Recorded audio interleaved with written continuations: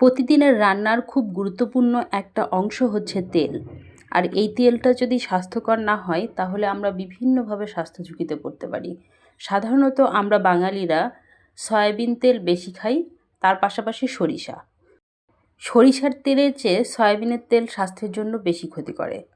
আর এই যে একটা তেল দেখতে পাচ্ছেন, এর নাম হচ্ছে ক্যানোলা তেল। এটি হচ্ছে সরিষার একটি বিশেষ জাত। এই তেলটা দেখতে সয়াবিন তেলের মতো, কিন্তু এর পুষ্টিগুণ অনেক বেশি এবং এটা স্বাস্থ্যের জন্য খুব ভালো। তো আজকে এই তেলের সব গুণাগুণ আপনাদের সাথে শেয়ার করব। তার আগে বলে রাখি, আপনি যদি আমার এই চ্যানেলে নতুন হয়ে থাকেন, চাইলেই আমার চ্যানেলটিকে সাবস্ক্রাইব করে পাশে থাকা বেল বাটনটি দাবিয়ে রাখতে পারেন। এই তেলে ইউরিক অ্যাসিডের পরিমাণ খুবই কম, তাই এটা মানুষের জন্য স্বাস্থ্যকর। হার্টের স্বাস্থ্য রক্ষা করতে এই তেলের জুড়ি মেলা ভার। এই তেলে মাত্র 7% স্যাচুরেটেড ফ্যাট আছে, যা অন্যান্য ভোজ্য তেলের তুলনায় পরিমাণে অনেক কম। এতে থাকা ওমেগা-3 ও ওমেগা-6 ফ্যাটি অ্যাসিডের সঠিক ভারসাম্য রক্ষায় খুব গুরুত্বপূর্ণ কাজ করে, যার ফলে কোলেস্টেরল কমিয়ে হার্টের ঝুঁকি কমানো সম্ভব হয়। এই তেলে রয়েছে গুড ফ্যাট, আর গুড ফ্যাট আমাদের স্বাস্থ্যের জন্য খুব ভালো। গুড ফ্যাট আপনি যদি গ্রহণ করেন তাহলে আপনার ওজন কমাতেও এটি সাহায্য করে। ডায়াবেটিস রোগীদের জন্যও এই তেল সম্পূর্ণ নিরাপদ। এই তেল যেহেতু কোলেস্টেরল ফ্রি, তাই টাইপ 2 ডায়াবেটিস রোগীদের কোলেস্টেরল এবং গ্লুকোজের মাত্রা নিয়ন্ত্রণ করতে এই তেল ভালো কাজ করবে। এটি একটি পুষ্টিগুণ সমৃদ্ধ তেল। এই তেলে ভিটামিন ই ও ভিটামিন কে রয়েছে। এই পুষ্টি উপাদানগুলো শক্তিশালী অ্যান্টিঅক্সিডেন্ট হিসেবে শরীরের কোষ ভালো রাখে। সাধারণত সরিষার তেলে ভাজা পোড়া করা যায় না, কারণ সরিষার তেলে ভাজা পোড়া করতে গেলে সেখানে অনেক বেশি ফ্যাট তৈরি হয় এবং ভাজা পোড়াটা তিতা লাগে খেতে। কিন্তু এই তেলে আপনি ভাজা পোড়া করতে পারবেন, যেটা খেতেও ভালো হবে এবং কোনো রকমের স্বাদ পরিবর্তন হবে না। এই তেল সাধারণত অন্যান্য তেলের চেয়ে রান্নায় পরিমাণে কম লাগে। ভাজা পোড়া করতে গেলে আমরা দেখতে পাই যে তেলটা খুব দ্রুত পুড়ে যায়, যার ফলে আমাদের তেলের পরিমাণ বেশি লাগে। এই তেল সহজে পুড়ে নষ্ট হয় না, তাই এই তেল ভাজা পোড়ার জন্যে বেস্ট অপশন। ক্যানোলা তেল ত্বককে আর্দ্র রাখতে সাহায্য করে এবং শুষ্ক ত্বকের সমস্যা দূর করতে পারে। এর অ্যান্টি ইনফ্লেমেটরি উপাদান ত্বকের বলিরেখা কমাতে সাহায্য করে। তেল যত ভালোই হোক না কেন, অতিরিক্ত পরিমাণে তেল খাওয়া ঠিক নয়। এই তেলও আপনি অতিরিক্ত বেশি পরিমাণে খাবেন না।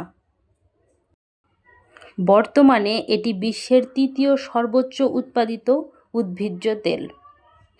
1974 সালে কানাডা সর্বপ্রথম এই তেলের উৎপাদন শুরু করে। এই তেলের উৎপাদনকারী দেশগুলোর মধ্যে প্রধান হচ্ছে চীন, কানাডা, ভারত ও জাপান। আমাদের দেশে এখনও এই তেল উৎপাদন করা শুরু হয়নি, তবে আমাদের দেশের আবহাওয়াতেও এই তেল উৎপাদন করা সম্ভব। কানাডায় প্রতি বছর প্রায় 20 মিলিয়ন টন ক্যানোলা উৎপাদন করা হয়, যেখানে সয়াবিন উৎপাদন করা হয় মাত্র 6.5 টন। ক্যানোলা তেল রপ্তানির দিক থেকেও শীর্ষ স্থান অধিকার করে আছে কানাডা।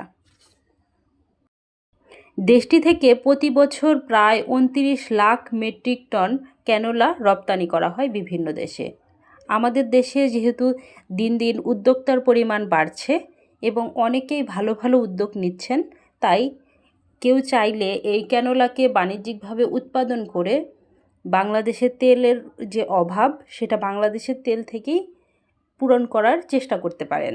এটা কিন্তু একটা ভালো উদ্যোগ হবে।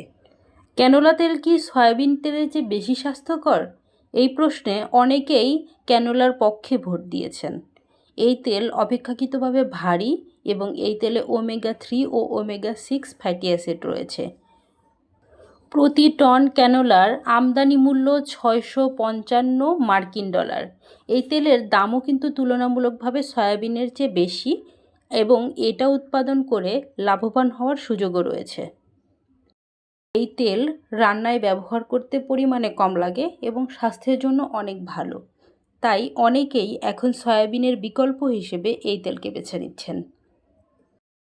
ক্যানোলা তেল কিন্তু ক্যান্সার প্রতিরোধ করতে সাহায্য করে, কারণ এটি টিউমার সংকুচিত করে এবং কোষকে বাড়তে বাধা দেয়।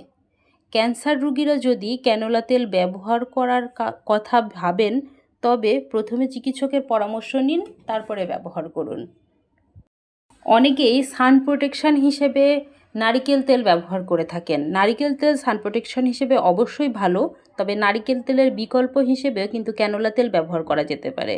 এই তেলে প্রচুর পরিমাণে ভিটামিন সি ও অ্যান্টিঅক্সিডেন্ট রয়েছে, যা ত্বকের জন্য অত্যন্ত উপকারী। ত্বকের বলিরেখা পড়তে দেয় না এবং সূর্যের অতি বেগুনি রশ্মি থেকেও ত্বককে রক্ষা করে। সপ্তাহে অন্তত 2 দিন এই তেল যদি আপনি চুলে ব্যবহার করেন, তাহলে চুলের গোড়া মজবুত হবে এবং চুল পড়া রোধ হবে। তার সাথে চুলের যে অকালপক্বতা রয়েছে সেটিও কিন্তু দূর করবে। এতে প্রচুর পরিমাণে ভিটামিন ই রয়েছে, যা চুলের জন্য অত্যন্ত গুরুত্বপূর্ণ একটি ভিটামিন। এই তেল অনেক বেশি উপকারী হলেও এর কিছু ক্ষতিকর সমস্যাও রয়েছে, যেমন এই তেল অতিরিক্ত বেশি পরিমাণে খেলে স্মৃতিশক্তি দুর্বল হয়, হার্টের সমস্যা হতে পারে। তাই এই তেল পরিমাণ মতো খান, যে কোনো তেলই পরিমাণ মতো খাওয়া উচিত। আমার বলা কথা কারোর জন্য ব্যবস্থাপত্র নয়। কেউ যদি এই তেলকে ঔষধ হিসেবে সেবন করতে চান, তবে ভালো ডক্টরের পরামর্শ নিয়ে সেবন করুন। ভিডিওটি কেমন লেগেছে কমেন্টের মাধ্যমে জানিয়ে দিন। আপনি যদি আমার এই চ্যানেলে নতুন হয়ে থাকেন, চাইলেই আমার চ্যানেলটিকে সাবস্ক্রাইব করে পাশে থাকা বেল বাটনটি দাবিয়ে রাখতে পারেন। ভিডিওটি শেয়ার করে রেখে দিন নিজের টাইমলাইনে। শেয়ার করতে পারেন এমন কারো কাছে যার এই ভিডিওটি কাজে আসবে। ধন্যবাদ। Thanks for watching. Please subscribe my channel.